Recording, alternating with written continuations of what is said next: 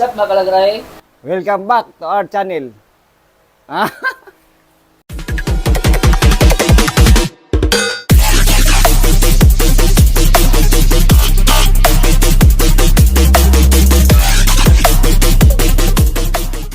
Good day mga kalagarahe. New day, new build. For today's episode sa ating motor reveal and parts reveal, this episode is very special kasi we will be featuring our 100th custom build. So this is a very special bike since medyo nahirapan tayo dito kasi hindi usual build na gawa natin. This is a very uncommon bike and a very specific build na yung gawa natin. So, tara. For this build, mga kalagarahe, ang ginamit natin na base bike is Husqvarna Svartpilen 401. So, the 400cc motorcycle ng Husqvarna. So, eto na ngayon yung gawa natin. Ayan. So, sa build na to, it took us a while to build this bike. So, medyo matagal tong build na to kasi nga nahirapan tayo and finally and happily na-achieve naman natin yung gusto ng client and especially this is our 100th custom build so we put an extra effort and extra modifications for this bike.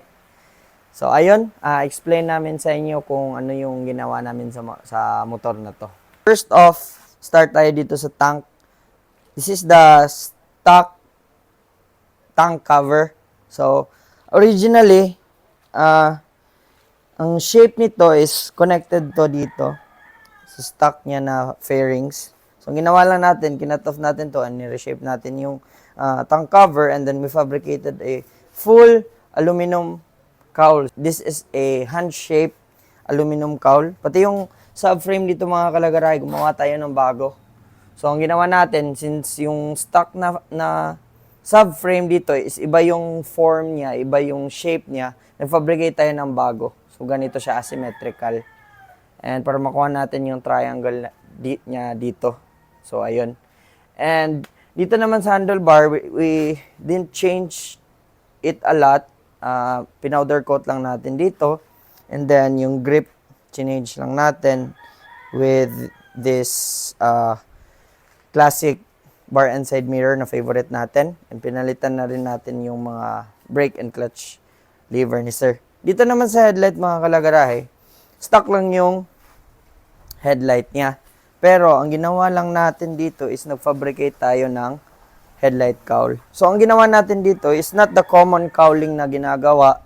So ito yung napag-decidean ko na gawin kasi para maiba lang siya and then to make it look very authentic and very customized and personalized talaga. So, this headlight cowl is specifically made for this bike para mag-fit sa design niya. Yung forks niya, stock pa din. Bali, ang nangyari lang dito sa signal light, kasi gusto namin sobrang minimalist talaga, we installed a LED strip light na signal light. So, that one, we'll show you later on yung mga functions ng ilaw, stock inverted fork, and dito sa fender is we fabricated a hand shape na naman na aluminum front fender.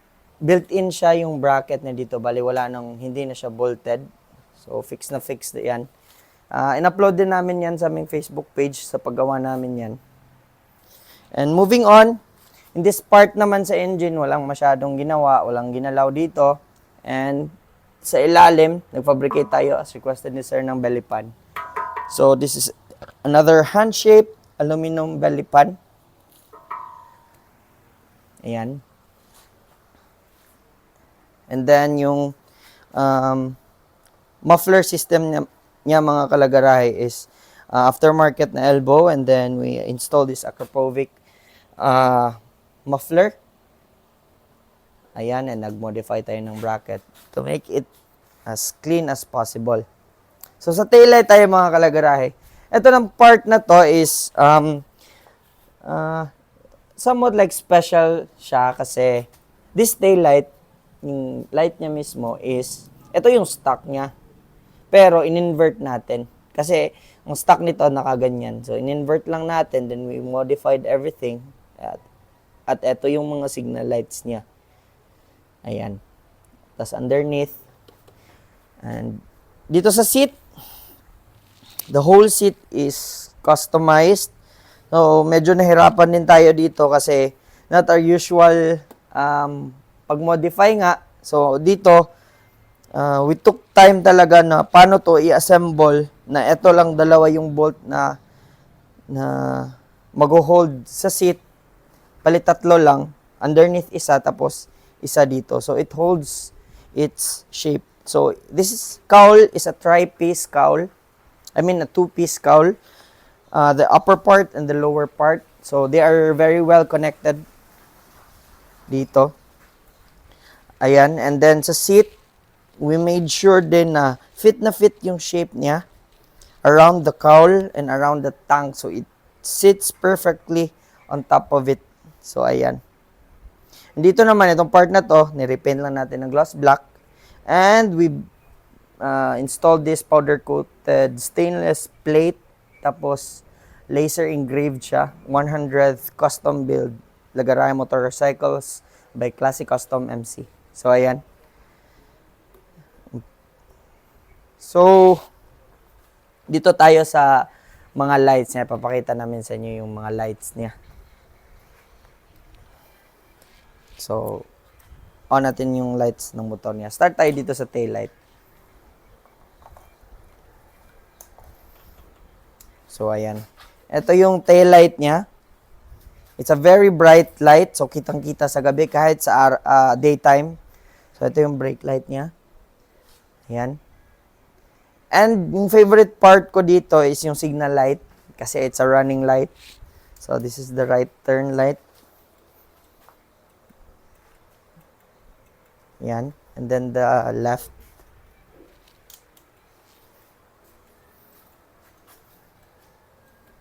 Ayan. And dito naman sa front. Ayan. Ito yung LED strip signal light. So, kitang-kita talaga siya. Kasi, sa build na to, ayaw ko yung common na signal light na kinakabit natin ng mga grilled, ng mga bullet type, mga ganon, or mini something. So, I decided na ganito yung gawin kasi para mas ano siya, para mas unique. Height-wise, bumaba yung bike ng mga around 3 to 4 inches. So, stock kasi na Husqvarna, medyo mataas siya. So, I'm 5'6", so ganito na siya. Medyo nakalapat na yung paa ko.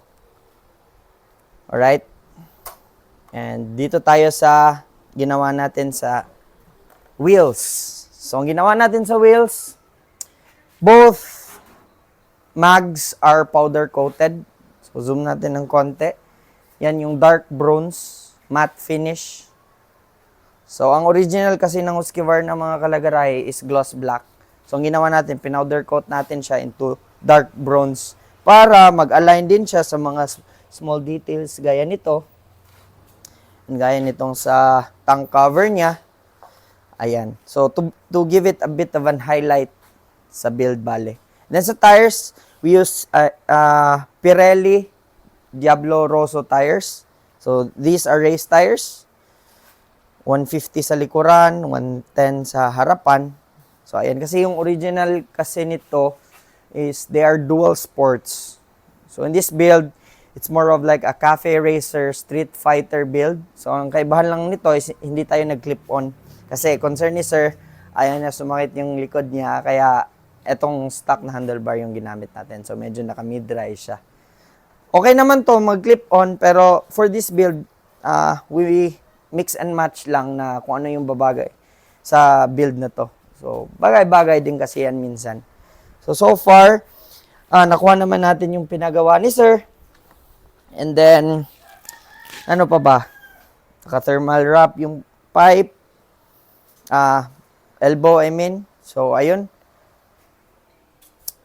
So, finally, mga kalagarahe, we did our 100th custom build. So, we are now 4 years and something months. So, 4 years plus na tayo sa industry. And we would like to thank you for you all, kayong lahat, kahit bago pa lang nagsa-start yung YouTube channel natin at nag-grow na tayo.